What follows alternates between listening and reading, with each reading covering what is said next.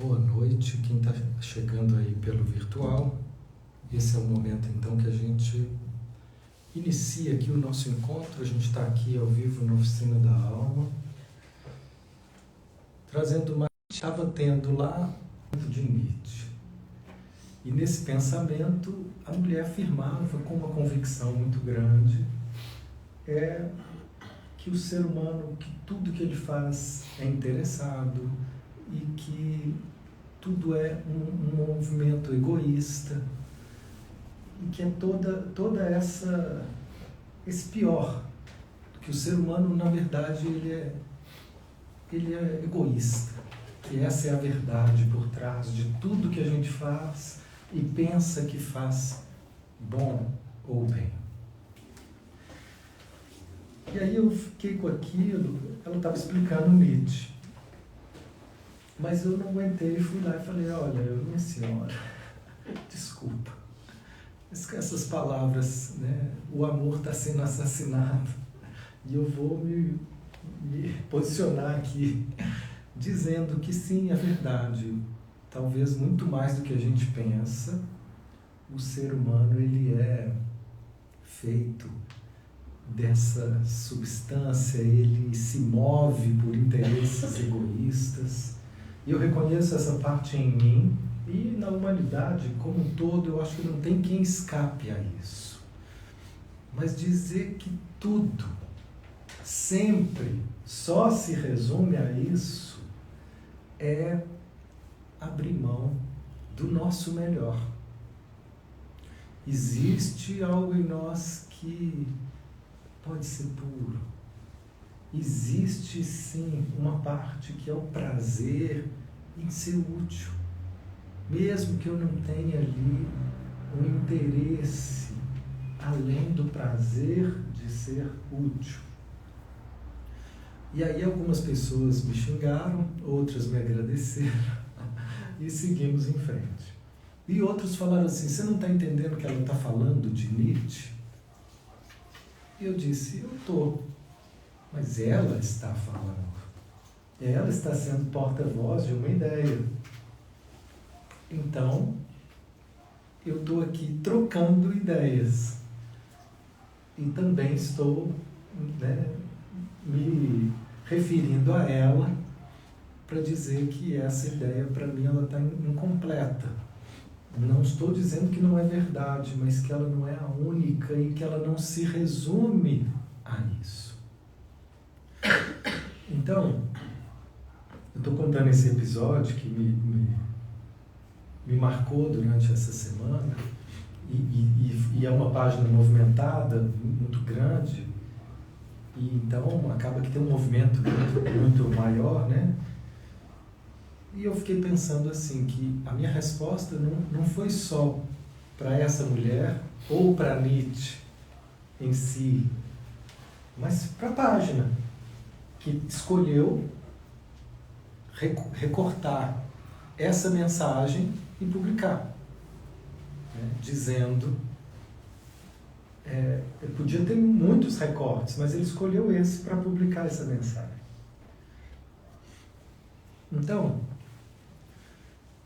eu também fiquei pensando que aqui, às vezes eu tenho sido porta-voz de outros mestres, de outros professores, e principalmente de dois professores. Tudo que eu falo, tudo que eu posto aqui na oficina, tudo que eu venho aqui dizer nesses encontros que a gente faz aqui públicos há 12 anos, eu não estou falando só de mim, mas a minha leitura de uma visão filosófica, de uma visão transpessoal da vida, apoiada por um conhecimento chamado Patchwork. Assim, quando eu falo da psicologia, eu também não estou falando por mim, eu estou falando de um conhecimento dentro de uma filosofia humanista, de uma filosofia existencialista, que traz Eugene Gendlin como um pensador, como um professor que eu me inspiro, que eu vejo nele um norte para poder me ajudar a escutar melhor as minhas experiências e também ajudar as pessoas a escutar as experiências dela. Então, eu poderia me isentar hoje dizendo, olha gente, eu vou falar algumas coisas hoje que é o Petor que está dizendo, eu só estou falando o que ele está dizendo. Sendo porta-voz. Mas primeiro eu quero dizer que tudo que eu falo, e mesmo quando eu assino lá, Mateus Cautiero, o que eu estou falando está recheado do que eu assimilo do Petor, do que eu assimilo da psicologia experiencial de Gendry. Então, não tem mais algo que eu possa dizer que seja meu. É nosso. É o que eu estou deixando sair da interação que eu tenho com eles. Está inseparável, cada vez mais.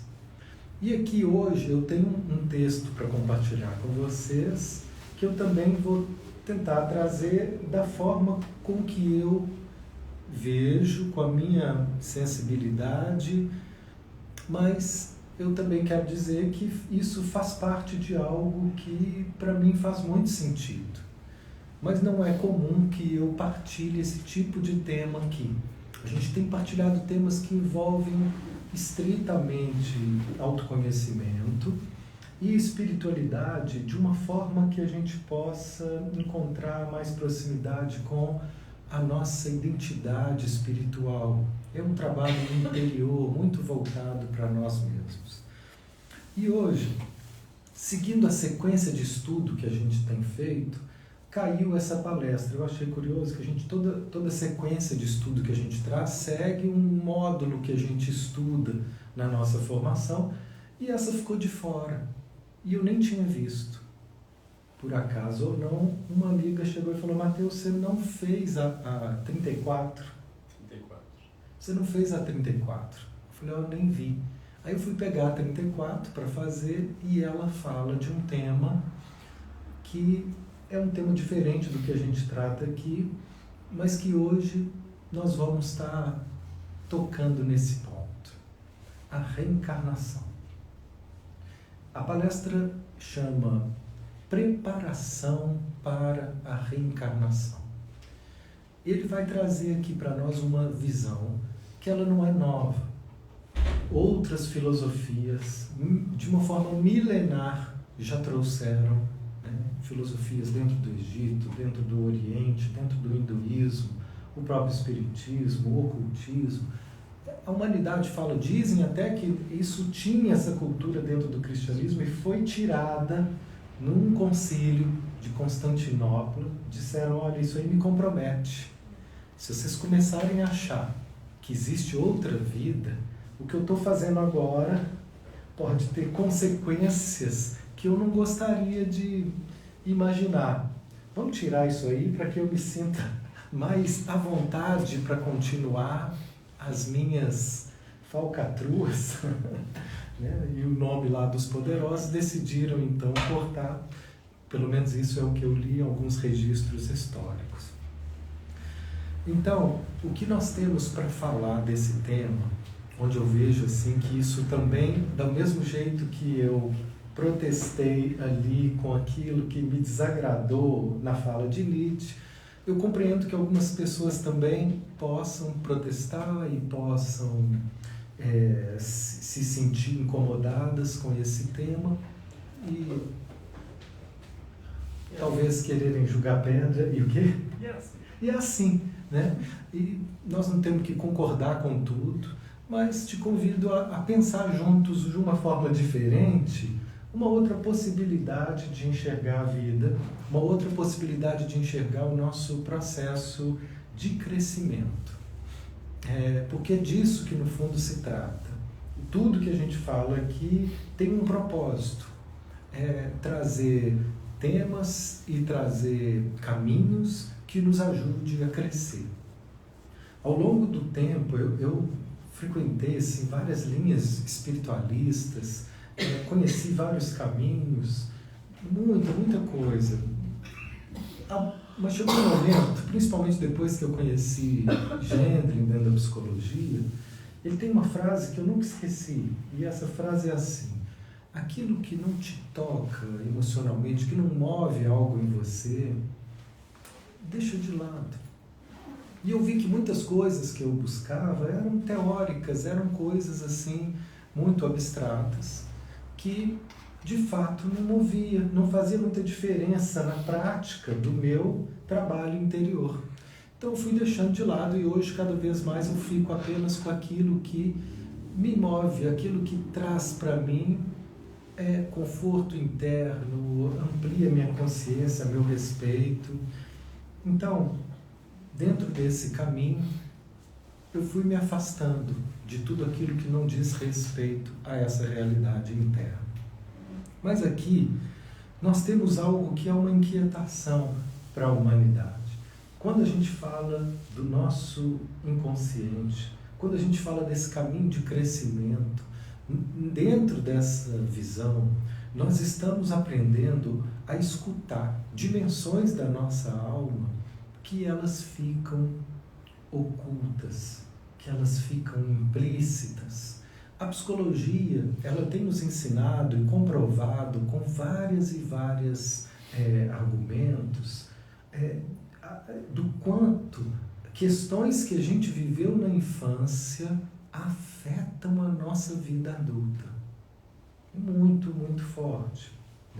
E eu me lembro de um caso assim, muito forte que eu atendi, por exemplo, um exemplo rápido, de uma moça que ela chegou, ela estava num quadro um pouco, uma sensação de desânimo, depressão, e a gente começou a trabalhar, a compreender esse desânimo, e até que a gente chega num lugar onde nós percebemos que ela tinha uma dificuldade muito grande com a mãe. E ela aprendeu a viver com essa dificuldade. Era um sentimento de distância em relação a essa mãe. E isso trouxe para ela um jeito mais frio e, no fundo, sempre um incômodo.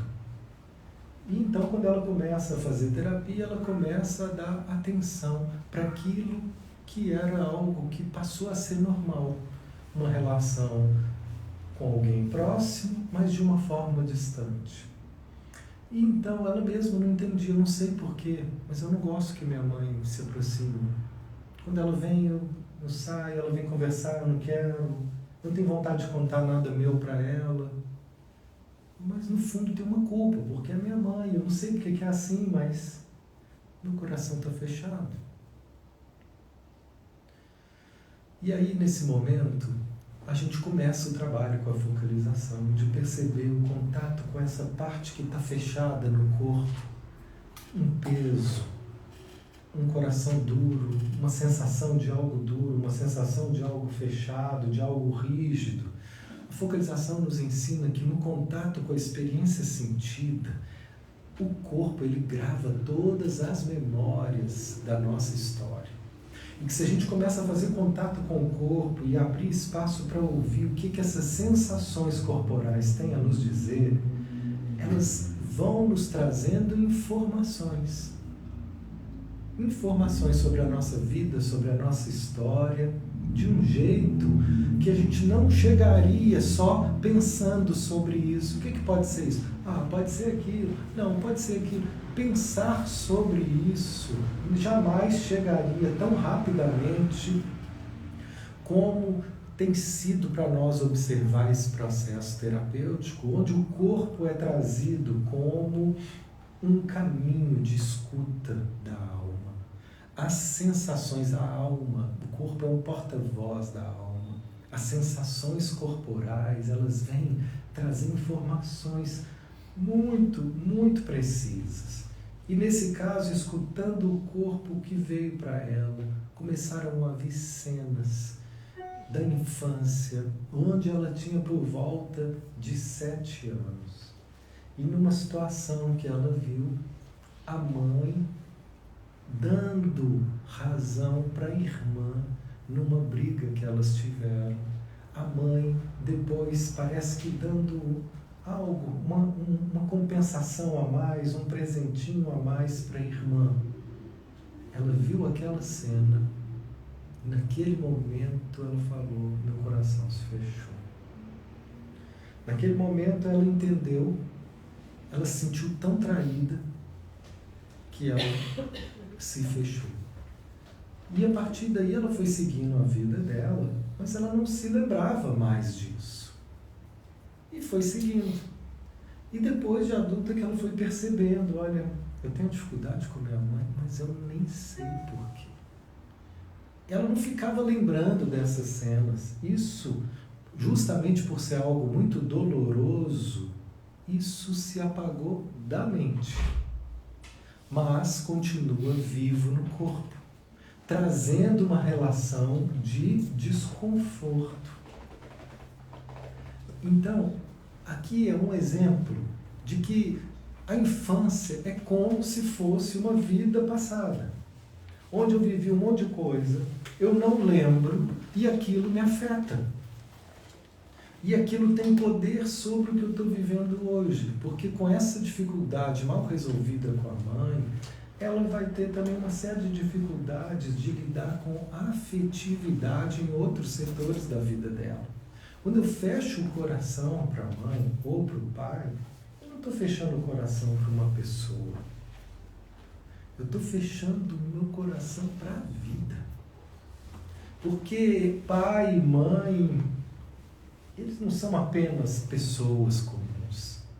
Eles são símbolos da vida.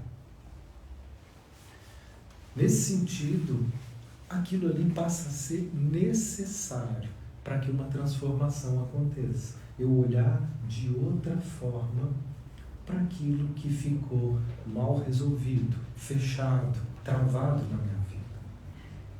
E às vezes, quantas coisas que a gente possa estar vivendo hoje, que a gente não entende. Por que dessa dificuldade? Por que desse fechamento? Por que desse distanciamento? Por que dessa impaciência? Por que desse desânimo? Cada um sabe nos pontos na sua vida onde pode estar sendo mais difícil. E outro dia, conversando com uma pessoa, ela falou, olha, às vezes me dá medo de olhar para isso. Como se isso fosse, talvez, me levar para um lugar que eu possa sentir dor. Eu não sei. Mas só de eu imaginar que possa ser, já é motivo para não querer saber. E aqui eu tenho uma notícia que para nós, você pode escolher o caminho que for dentro da psicologia, da espiritualidade, da religiosidade, pode escolher o caminho que for. Mas saiba de uma coisa, só existe uma saída. A forma de você caminhar é diferente, mas só existe uma saída, para dentro. Quando a gente é capaz de voltar nossa atenção para dentro e começar a perceber de que forma nós somos responsáveis pela nossa realidade, de que forma nós sustentamos as posturas que nós temos na vida hoje, que atraem determinadas situações, boas e também difíceis. Então, aqui dentro desse caminho que une psicologia e espiritualidade, esse conceito, ele é fundamental, o conceito da autorresponsabilidade. O que faz com que eu perceba cada vez mais que aquilo que eu vivo são reações daquilo que eu vivo. Existe uma lei que rege a nossa dimensão psíquica, espiritual, as nossas convivências.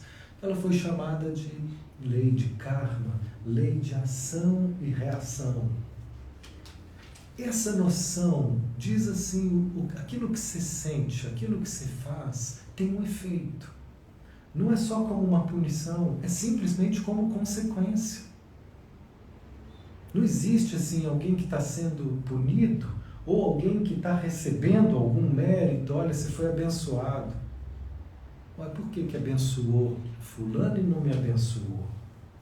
Não faz sentido. Um Deus que tenha preferências. Não, o Cristo veio justamente para dizer isso. O meu olhar é inclusivo. Meu coração cabe todos. Quer ver? Olha quem que eu vou chamar para o meu time. E ele foi fazendo um time que o pessoal não acreditava. Você viu com quem que ele anda? Ele inclui todo mundo. Ele incluiu as mulheres, você imagina? Um absurdo completo. O primeiro feminista, né, declarado, incluiu mulheres para o bando dele.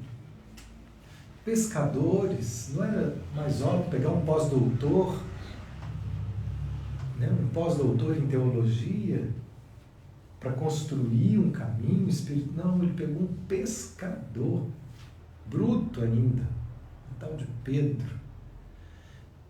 Olha, depois ele pega um cobrador de impostos, odiado pelos pescadores. Não acredito, mestre, você vai chamar ele? Eu chamei você, ué. E assim, nós temos aqui uma noção de espiritualidade que é inclusão. Inclusão. Nesse olhar de inclusão, nós também somos chamados a incluir aqui todas as nossas posturas internas que podem estar gerando situações que a gente perde de vista, mas estão sendo usina que move, que cria, que faz o processo acontecer e atrai, assim, consequências.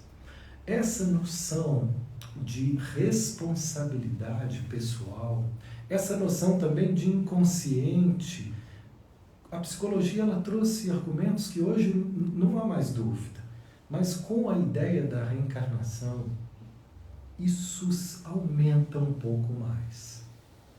Ou seja, da mesma forma que algumas coisas possam ter acontecido, algumas conclusões possam ter sido tomadas de uma forma muito precipitada na infância, a ponto de eu dizer, minha mãe não gosta de mim, eu também não quero mais saber dela. Foi uma conclusão infantil que a pessoa tomou e que naquele momento ela fechou e definiu uma postura que durou décadas. Aqui, com a ideia da reencarnação, nós vamos só alargar um pouco mais o inconsciente. A ideia da nossa experiência interior, ela não começa quando a gente nasce. E ela não termina quando a gente morre. Há um contínuo que começa a justificar tanta desigualdade nesse planeta. Porque é muito desigual, é muito injusto o que a gente vive aqui. É difícil para algumas pessoas imaginar, acreditar em Deus, um Deus justo, com tantas injustiças. Então, a reencarnação é uma compreensão, é um caminho para a gente começar a imaginar a possibilidade de que cada vida é apenas mais um capítulo da existência espiritual. E algumas vidas podem representar infância espiritual. Infância espiritual onde a gente talvez possa ter sido inconsequente, com várias atitudes que não tiveram um pingo de cuidado com o outro, um pingo de cuidado comigo. E isso não é que nós vamos ser punidos porque a gente fez o mal. Não. Simplesmente tem consequências. E essas consequências, nós vamos responder por ela. E às vezes uma vida não dá tempo, gente. Você acha que esses políticos vão ter tempo de responder pelos que eles estão fazendo? Eles não vão ter tempo. Porque é coisa demais. É lesar uma nação. É lesar um planeta. Ou seja, nós vamos precisar de conversar e talvez um comprometimento tão grande que nós vamos ter que parcelar isso para a gente poder conseguir uma reparação. Então a gente traz uma ideia desse planeta como um grande hospital e escola, onde cada vida nós temos aqui lições a serem aprendidas. Cada vida nós temos uma determinada qualidade a ser exercitada, cada um com um compromisso que já assumiu. E nesse texto, então, ele fala a mesma coisa que eu já vi diversas vezes dentro do Espiritismo dizer, o quão minucioso é essas preparações. É minucioso o cuidado com quem já tem um mínimo de maturidade para poder criar um projeto de vida. Eu estou aqui trabalhando, gente, a única coisa que eu sei fazer nessa vida bem é atender pessoas. E eu faço isso há 20 anos. Isso eu sou bom. Eu tenho tempo que eu faço isso, eu sei que eu faço bem. E cada vez mais gostando desse cargo de professor. Gostando e vejo que a minha oratória está desenvolvendo, porque antes era muito pior, me sentia muito inseguro, e isso tem desenvolvido. Mas nesse momento que eu vejo todo esse desenvolvimento, quantos pontos não foram desenvolvidos na minha trajetória profissional? Um psicólogo, um terapeuta, ele não é ensinado a ser um empresário de si mesmo. Uma fisioterapeuta, ele é ensinado o corpo, mexer, fazer. Mas como é que você faz para poder ser uma empreendedora do seu negócio? Isso não nos ensinaram. Então eu passei a minha vida inteira, tem gente que já tem esse tino, um pai que tem mais, uma afinidade, né? Alguém que tem um pai que foi um contador, e tem essa dinâmica do financeiro, do empreendedorismo, de uma manha de negócio. E outras pessoas como eu me senti durante a maior parte da minha trajetória como terapeuta mais próximo a um monge do que a um empresário. Só que eu fui forçado a ter que aprender a cobrar. Porque no começo eu ainda falava assim, não preocupa não, esqueci, não preocupa não. E de repente eles iam esquecendo muito. Aí eu falei, mas aí também não tá bom. Peraí, lembra a próxima. Eu comecei a ver, olha, você vai ter que aprender a dar importância para o dinheiro. Isso já era a lei acontecendo, essa lei de ação e reação. A minha postura em relação ao dinheiro era uma postura tão displicente que eu emanava essa energia e as pessoas também sentiam isso. E falavam assim, Mateus, não importa não. Você pagar e não liga não, Mateus não, é tranquilo demais. É claro que a pessoa não pensava isso, eu acho que não, talvez alguns poucos, mas a maioria não pensava isso em me lesar. Mas é como se não fosse importante. Porque eu não me importava. Eu transmito isso. E atrai pessoas que têm posturas compatíveis. Isso é lei de ação e reação. Então agora, eu fiquei muito tempo, gente, sem saber quanto que eu ganhava. Eu pegava aquele bolo de dinheiro, eu já não pego em dinheiro mais. É Pix. Mas eu pegava o dinheiro que eu ganhava, deixava ali, pagava. Eu tinha uma boa relação com a esposa, onde, olha, ela cuidava das contas, você paga as coisas, eu só pegava ali, entregava para ela e eu não queria nem saber. Durante muito tempo foi assim. Não estou falando que isso é bom não, viu, gente? Não mas é uma limitação. E agora, o Oficina da Alma tem crescido, eu tenho aprendido, Mateus, você precisa, desde a pandemia, desenvolver uma noção de negócio. Você está vendendo curso, está sendo legal, você montou uma escola, você montou uma empresa, você está montando um instituto de focalização. Não é só atender mais. Já foi um tempo que eu atendia, acabava e eu não queria saber mais de nada. Agora não, é um trabalho. Para que eu estou contando isso? Isso é algo que eu estou tendo que desenvolver nessa vida. As vidas que eu fui monge no mosteiro, gente, ou que eu fui um monge dentro da igreja franciscana, isso não me preocupava não. Alguém resolvia lá para mim, eu tinha que me dedicar a outras coisas. Agora eu estou tendo que aprender isso agora. nessa fase da minha vida. Porque até 40 e poucos não tinha. Agora começou um novo aprendizado. Dependendo da fase da vida, é como se fosse uma nova vida chegando, uma nova habilidade chegando. E eu, então, falei, gente, eu sou completamente perdido nisso, eu preciso de ajuda. E eu pedi, então, ajuda. Estou fazendo amizade com gente que entende mais disso. E tem uma pessoa que falou, Matheus, eu te dou uns toques, vamos encontrar, eu vou fazer uma mentoria com você, vou te dar aqui umas direções. Tá ótimo, era tudo que eu precisava. Isso é lindo, né, gente? Pediu, bateu, buscou, de verdade, a vida responde, mas de um jeito muito, muito eficaz.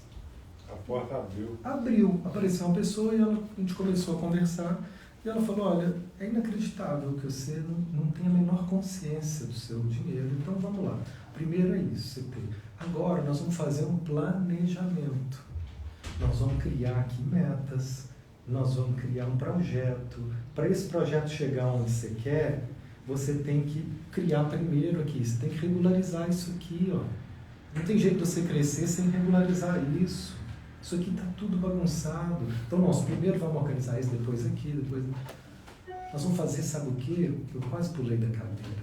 Planilha. Gente, eu arrepio de ouvir esse nome. Isso eu falei, nunca isso parecia. Ó, eu achei que eu nunca ia ter que me envolver com isso. Números e planilhas. E ela falou, precisamos de planilhas, de números. O que eu estou contando com isso agora? Além de uma nova habilidade a ser desenvolvida, que eu preciso me responsabilizar por isso, se eu quiser dar continuidade ao projeto que de expansão da Oficina da Alma. A Oficina da Alma está em franca expansão e eu quero que expanda. Não só porque eu quero realmente receber mais pelo que eu estou oferecendo, porque eu gostei disso, porque antes eu recebia pouco, achava que não tinha problema, mas quando eu comecei a ser mais reconhecido e remunerado pelo que eu faço, eu achei isso bom. Sinal que eu comecei a me valorizar mais. Porque enquanto eu não me valorizava, eu também não era reconhecido. Mais uma vez, essa lei funcionando. E a gente atrai aquilo que a gente vive internamente. É difícil ver a lógica de que o que a gente recebe é só um reflexo do que nós estamos vibrando.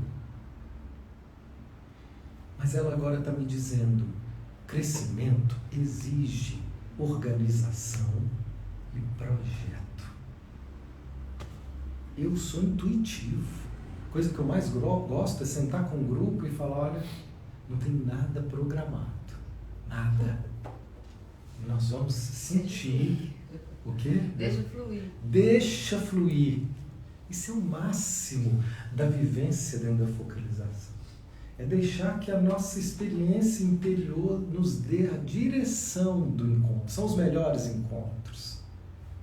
Esses encontros, então, cheios de vida, que está sendo ali. Isso eu amo, o improviso, o intuitivo, aquilo que surge ali naquele momento. Projeto. E é isso que ele está falando aqui nesse texto. Vocês esqueceram, mas eu vou lembrar vocês de uma ideia. O que vocês estão vivendo hoje é fruto de um minucioso projeto, de um perfeito projeto, um projeto tão detalhista que vocês não fazem ideia. Não é ao acaso que você nasceu com essa mamã. Não teve um erro. Descuidei, caiu, nasceu lá. Não. É uma preparação específica que pode ser ligado a uma continuidade de uma relação difícil que vocês já tiveram no passado e não tiveram tempo de resolver. Ou pode ser pelo simples fato dela ter características na personalidade dela, que a convivência com ela vai ser muito importante para você. Não era só o que me faltava. Você dizer que eu tenho que vir com essa mãe ou com esse pai para poder viver justamente o horrível que eu vivi com eles? Sim. Porque aqui nós estamos falando de um projeto que é o nosso desenvolvimento interior, o nosso despertar espiritual. E esse despertar, ele tem uma pedagogia, ele tem uma dinâmica que às vezes a gente não percebe a riqueza, porque a gente reage de uma forma tão intensa ao que é ruim e desconfortável, que a gente não percebe o efeito transformador daquele processo. Qual é? Destacar justamente aquilo que é difícil em nós. Então, se você tem 2 irmãos, 3 irmãos, e nascem numa mesma família, vivendo, por exemplo, uma relação com uma mãe autoritária, ou com uma mãe ausente, ou com um pai autoritário, rígido, cada um deles vai reagir de uma forma a essas características dos pais. Porque cada um já tem na estrutura da sua alma, da sua personalidade espiritual, e já reencarnou com essa estrutura, já sensível a algumas características. Então tem algumas pessoas que já chegam nessa vida com uma ferida de rejeição muito grande, ou com uma ferida ligada à dor com o autoritarismo muito grande. E aí quando chega e se relaciona justamente com uma mãe assim, que não é capaz de te dar a atenção que você gostaria, naquele momento o que vai acontecer? Vai abrir a ferida. Aí você fala, aí você vai querer dizer que isso é bom? Não é gostoso, não é agradável, mas nós precisamos nos aproximar daquilo que está inflamado para tratar. E eu só vou saber que está inflamado quando dói. Porque vocês sabem que o corpo de vocês podem estar muito inflamado agora e vocês não estão sabendo. Eu vou até afirmar isso, porque eu estou pesquisando os negócios de nutrição. E está chegando, eu tenho falado disso, vou falar só mais um pouquinho hoje. Está chegando uma nova concepção ligada à ideia da nutrição. Que a indústria alimentícia, ela deu um nó na humanidade, de um jeito. Ela criou uma artimanha tão sacana, que é o seguinte: venda acima de tudo. Foda-se se isso te faz mal. Se for gostoso, vai vender. E eles vão comprar. E eu vou enriquecer. Mas aquilo ali vai adoecer. Aquilo ali não vai ser bom. Aquilo ali vai fazer mal. É gostoso. O maior exemplo disso é algo que eu amo. Eu estou aprendendo a renunciar agora na minha vida, porque eu nunca consegui. Refrigerante.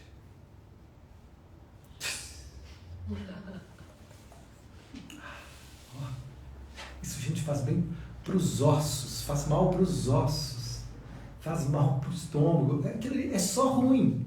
Não tem nada de bom aquilo, a não ser o gosto. E tem gente que nem gosta, mas eu aprendi a gostar. Aí você tem aquilo ali. Então, essa é uma das coisas. Aí a gente pode falar dos glútens, dos lácteos, do trigo, dos transgênicos. Né? Quanto eles mais liberam... Oi? Açúcar. Açúcar é uma droga. Eu fiquei... A primeira semana que eu fiquei sem açúcar, gente, eu fiquei nervoso. Eu queria morder as pessoas. Nervoso. Eu não estava entendendo porque é uma droga. Uma droga. Então, não é à toa que está começando a vir uma outra onda para tentar contrapor essa displicência. Eu acho que a gente nunca foi tão mal nutrido. Essa política do fast food, ela é um lixo um lixo delicioso que a gente comprou essa ideia, né? E agora reverter isso é trabalho na consciência humana. Então, com isso eu estou dizendo assim, estamos todos inflamados.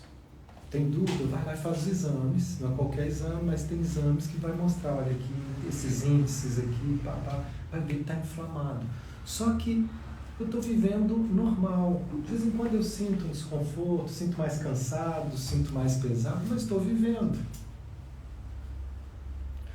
Então, eu não sei que essa inflamação está aqui criando ninho. E eu não estou vendo, mas não é por isso que não existe. Assim, ele diz, para que a gente encarna? Quando a gente está no mundo espiritual, nós não vamos ter tanto atritos. E lá é como se a gente não vivesse o contato direto com aquilo que está fazendo a nossa alma inflamada. Então, a oportunidade que a gente tem quando a gente está reencarnado é porque aqui nós vamos ter aflorado todas essas dimensões de um jeito que não vai dar para não ver, que não vai dar para não lidar. Quando a gente chega aqui, a gente sofre um processo de desmemorização de toda a nossa consciência, de todas as outras vidas, de tudo aquilo que eu já aprendi. Aquilo ali vai se reduzindo e eu passo a viver e a ter uma desmemorização momentânea, onde eu posso, nessa hora, experimentar coisas novas, coisas que dizem respeito apenas ao desenvolvimento de algumas dimensões na nossa vida, com aquela família, naquele país. Se você nasce no interior da China, você vai ter um tipo de vivência. Se você nasce numa capital, em São Paulo, um outro tipo de vivência, com a família, com os valores, com a religião. Tudo isso é minuciosamente programado para poder estar despertando em nós aquilo que precisa ser tratado e talvez também, dependendo, despertando em nós a continuidade de algo que já começou a ser desenvolvido e que eu tenho aqui como propósito de programação seguir esse desenvolvimento para colaborar de alguma forma. Então, algumas pessoas têm uma habilidade, uma facilidade incrível com determinados campos. Pode ser que aquilo já seja uma continuidade de algo que começou e está seguindo uma sequência. Às vezes é descomunal a habilidade. Eu vi um menininho, devia ter uns 4, 3 anos, tocando um piano que não tem condição. Não tem condição. Ele ia tocando as teclas assim, ó, um clássico. De onde vem isso? Eu estou continuando essa expressão musical. Estou dando continuidade a isso. Então, dentro do nosso projeto, a gente também tem procurado articular essa sabedoria do trabalho interior com alguns trechos do Evangelho. E aqui, então, nós temos 2 pontos que estão sendo destacados, que a gente vai fazer agora uma relação com o Evangelho. A gente está chamando, né, esse projeto de Evangelho à luz do Petturk. Então, um trecho, né, que o próprio guia traz nessa palestra do Petturk é um trecho que diz, uma passagem do Evangelho que diz: nenhum fio de cabelo cai da sua cabeça à toa, sem que Deus tenha consciência. E a gente acha que isso é uma linguagem figurada. Ele está falando, gente, não é. Não é. Existe toda uma programação, existe todo um projeto. Mas em que isso pode me ajudar?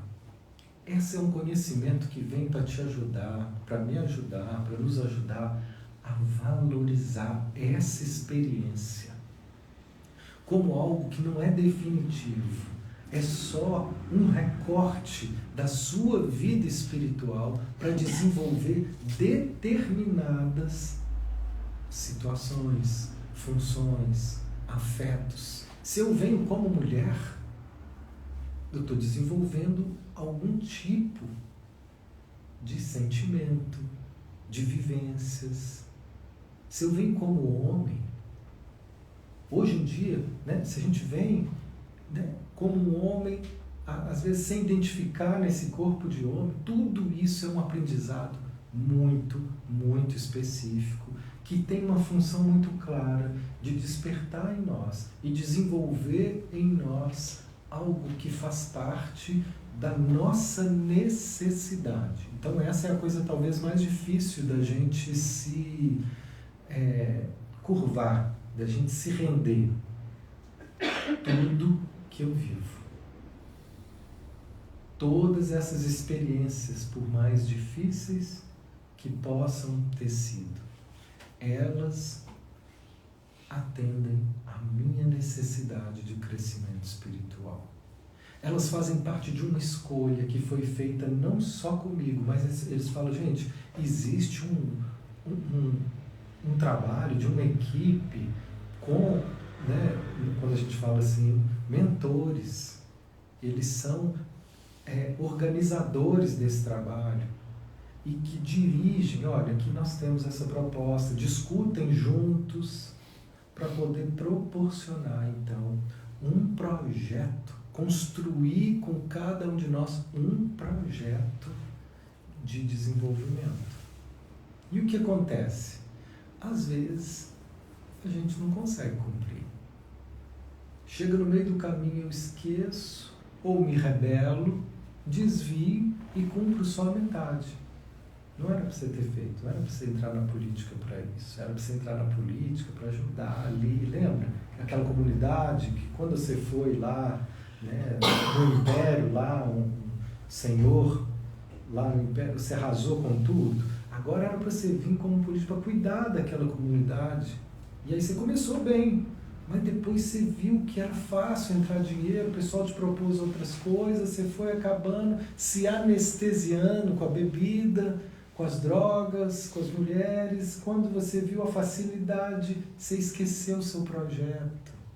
Aí você ajudou até os 4, 5 primeiros anos, depois, para se manter ali no poder, foi fazendo alianças, perdeu. Então, olha aqui, sou genuíno, sou Bolsonaro, sou Lula, vocês foram até aqui vocês perderam. Então, o negócio é o seguinte, vamos recomeçar, vamos de novo. Porque o Chico Xavier falava uma coisa que eu nunca esqueci. Ele falava, gente, especificamente dos políticos, essas pessoas, eles não imaginam o inferno que eles estão criando para a consciência deles quando eles lesam uma nação. Eles podem sair daqui ilesos, ganha lá uma, como é que chama? Imunidade diplomática, conseguem ali um acordo com o juiz e todo mundo viu, mas continua, parece que a injustiça está prevalecendo. Isso é no plano material. No plano espiritual, gente, não existe essa possibilidade. A consciência é um tribunal implacável e justo.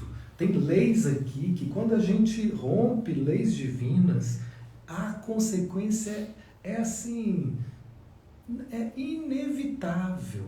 É o que eu digo, Deus vai castigar? Não vai castigar, é só que é uma consequência. Se você rompe uma lei divina, você vai responder por isso. E uma das respostas é essa, uma profunda insatisfação, um profundo sofrimento que eu só vou aliviar se eu puder, de alguma forma, reparar. E reparar pode ser, às vezes, viver uma vida de muitos sofrimentos, padecimentos e dificuldades, como a gente às vezes teve notícia de muitos desses somalianos vivendo situações difíceis ali, foram antigos nazistas e que estão ali vivendo uma consequência, um reparo, mas a gente pode reparar de 1000 outras formas, não tem nunca uma regra fixa para todo mundo. E, por exemplo, pode ser um médico justamente da Cruz Vermelha, que vai ali fazendo uma função humanitária durante uma vida, eu não sei porquê, mas eu tenho que fazer isso. Eu tenho que ir para... Não, que fulano é estranho, né? Foi lá para a África para poder... Que doido, né? Fica lá cuidando de um povo. Estranho. É uma necessidade de reparação. Nossa, que menino estranho, né? Ele construiu um canal, fica fazendo live lá de oficina da alma. O que está fazendo? É muita reparação. Achei que ele era bonzinho. Não, ele está reparando. É muita reparação. Já teve fogo e ranger de dentes demais. Já abusou. Já mandou muita gente para um caminho errado. E agora fala, não, gente, vem cá, ó, é por aqui. Eu mandei mal lá atrás. Mas aqui, agora está mais claro. Agora eu estou sendo motivado de uma forma mais pura. É por aqui, ó. Então, aqueles que eu desviei, comprometi com uma oratória bonita, falando bonito e mandando para o inferno, agora eu estou chamando de volta. Lembra, gente? A voz é a mesma, mas a direção mudou. É para cá. Isso. E quanto mais eu faço isso, alguns escutam. Ai, gente, agora eu estou entendendo. Pronto. Isso pode ser feito de uma forma leve. Ao mesmo tempo que é um gesto de amor, é também uma reparação. Um pequeno exemplo disso.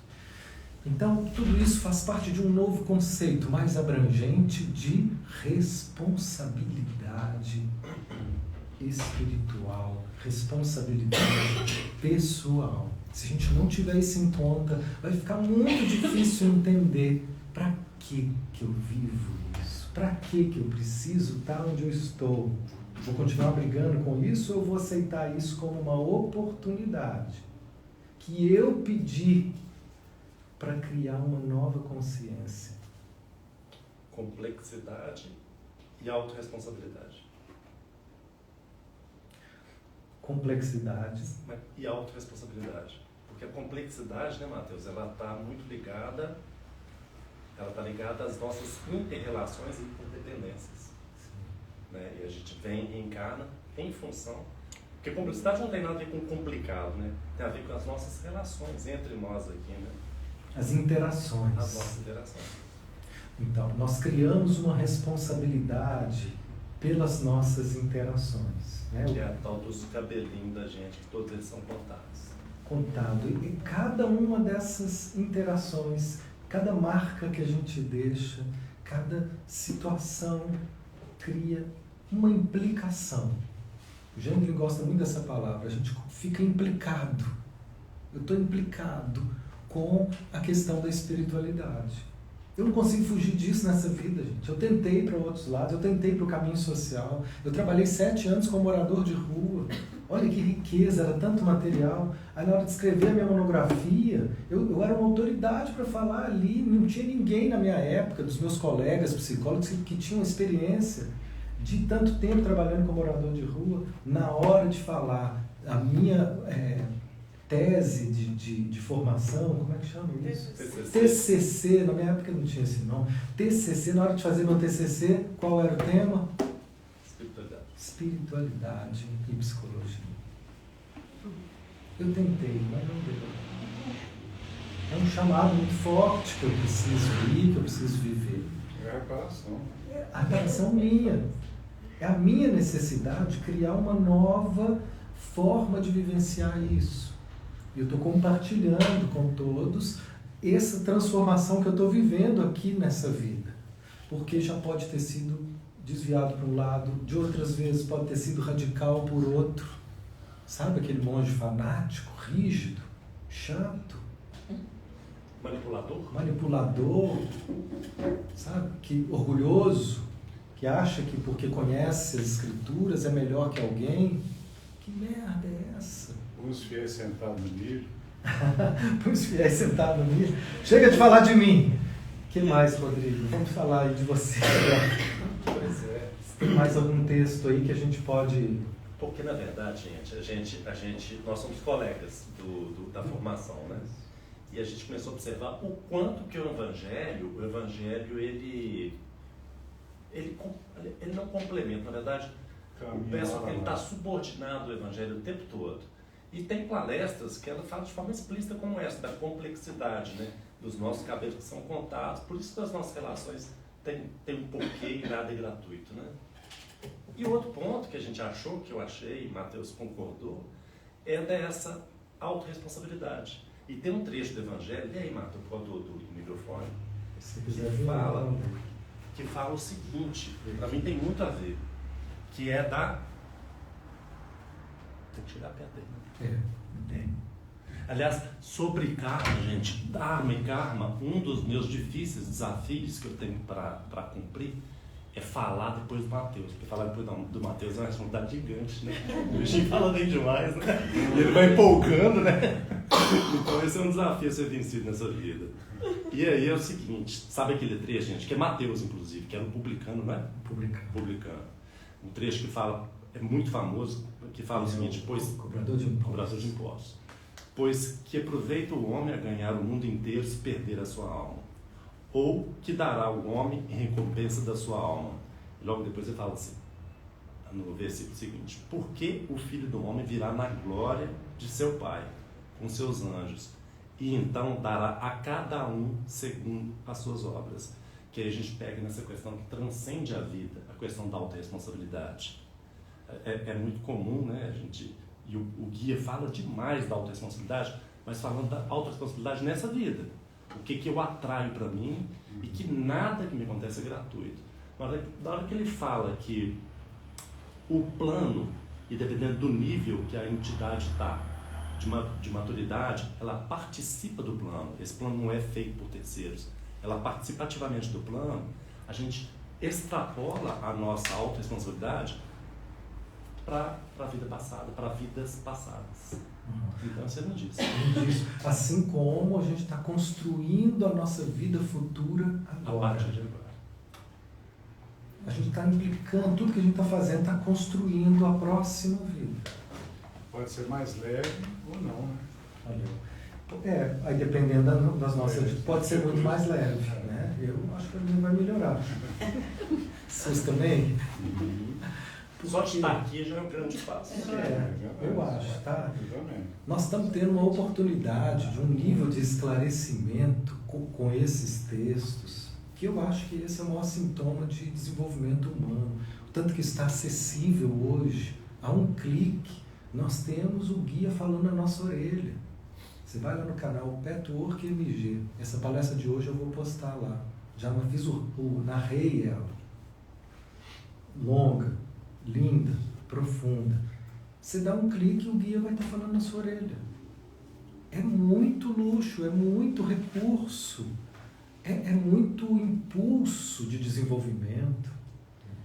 Então, quando o Rodrigo fala, a cada um será dado segundo as suas obras, nós estamos vendo assim, desde o Evangelho, essa intenção de nos trazer essa consciência de que a gente cria e a gente recebe o efeito do que a gente está criando. Mesmo que eu não entenda, Mateus, sim, mesmo que eu não entenda. Agora eu quero trazer só mais 2 pontos, porque uma vez o guia, tentando explicar esse mecanismo da reencarnação, trouxe um exemplo que eu adorei. Imagina uma pessoa, Sérgio, boa praça, mas perdeu a cabeça. Perdeu a cabeça e resolveu, né, matar uma pessoa que estava xingando o time dele, o Cruzeirinho, um time tão valioso, mediano. Ele não aguentou, deu um tiro, foi preso, em flagrante, defendendo o Cruzeirinho. Quando foi preso, justo, sabe o que aconteceu? O Sérgio estava ali na cela e escorregou, bateu a cabeça. Bateu a cabeça e sabe o que aconteceu? Perdeu a memória. E ele falou, o que eu estou fazendo aqui? Você está preso. Mas por quê? Eu não lembro o que eu fiz. Nós também não sabemos, não. Eu sei, mas o que você fez? Eu não lembro, eu não sei. E aí? Vocês acham que tem que soltar ele só porque ele esqueceu? Não. Ele tem que responder pela lei. Porque é o Sérgio. Seu nome é esse? É. Sérgio? É. É ele mesmo. Ele não lembra, mas é ele. Então ele está atrelado, implicado com o que ele fez e vai precisar responder por isso. Mesmo sem lembrar? Sim. E mesmo quando a pessoa lembra, mas não conhece a lei. Sim, não conheço a lei, ou seja, eu não conheço a lei de que será dado de acordo com as minhas obras. Você pode não acreditar nisso, mas será. Né? Se vier um indígena, por exemplo, dirigir um carro, passar no sinal vermelho, ele vai ser multado, mesmo que ele desconheça. Perfeito. Tinha que parar. Não sabia, mas você está aqui, você vai responder pelas leis, não tem jeito. Perfeito. E por fim, para a gente encerrar, que eu acho que já passou um tanto do tempo, eu realmente me empolgo, né? Eu não falo muito. Não. Mas para a gente encerrar, eu quero dizer que eu também fiz uma formação em regressão de vidas passadas. E nessa formação eu fiquei alguns anos trabalhando com isso, aprendendo isso, praticando isso. E fazia parte da formação, eu gosto só das formações que tem prática. Formação teórica de psicologia, imagina, formação teórica de medicina, formação teórica de fisioterapia, você tem que pôr a mão na massa, você tem que sentir, viver, sentir na pele. E eu vivi muitas experiências ali nessa formação de anos, onde eu vivi histórias e eu via, né, histórias que vieram me trazer um vislumbre dessas experiências que faz muito sentido agora para mim, estar aqui fazendo o que eu faço, com várias experiências que eu sinto que é um tipo de continuidade. A gente vai melhorando um pouquinho, mas tem um caminho que continua desenvolvendo. Mas o que eu quero dizer é que chegou um momento que eu abandonei a regressão de vidas passadas. Porque não é importante a gente ficar sabendo esses detalhes. Não é importante. Eu vi vários detalhes, alguns sonhos, trabalhei alguns anos com reunião mediúnica e também falava, me xingava, eu sabia que algumas coisas que eram reveladas ali, outras regressões, mas, gente, eu comecei a perceber que isso não é importante. Não interessa o que eu fiz e o que eu fui. Muita gente acha que eu tenho que entender, então, para poder fazer sentido. Não. O que interessa é o sentimento. Que esse sentimento, ele continua vivo. Você pode esquecer que você foi um frei, capuchinho, chato, cri-cri, encrenca. Você esqueceu. Mas chega aqui, fulano é tão intransigente, né? Não sei porquê. A família dele é toda leve, o pessoal tranquilo, mas fulano é intransigente. O sentimento continua. Então, eu percebi que se a gente puder escutar os sentimentos, a experiência sentida, nós estamos trabalhando todas as vidas passadas, todo esse complexo inconsciente, histórico, que ainda vibra aqui, de forma a criar sofrimentos. Então, minha gente, chega uma hora que é preciso parar. E eu vou parando e vou convidando vocês também a parar, a fechar os olhos, para perceber o que nesse encontro mais se destaca para você. O que nesse encontro, quando eu quero chamar essa palestra de defeitos programados. Defeitos programados.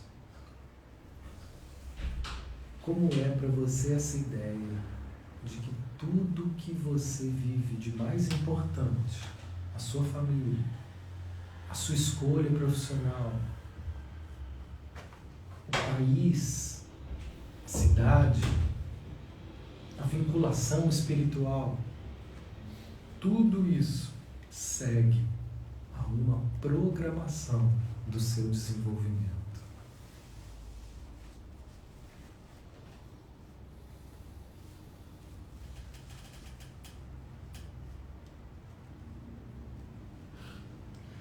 Talvez a gente possa terminar com essa intenção. Eu quero aproveitar ao máximo. Eu quero crescer com tudo aquilo que talvez um dia eu tenha rejeitado, porque foi desconfortável. Mas eu me abro para crescer, para despertar, para ver o que em mim precisa de ser cuidado a partir dessas experiências difíceis. E assim, estará sendo cumprido o propósito de transformação da nossa consciência nessa vida. É o que eu desejo para todos nós. Uma boa noite, um bom descanso e bons sonhos.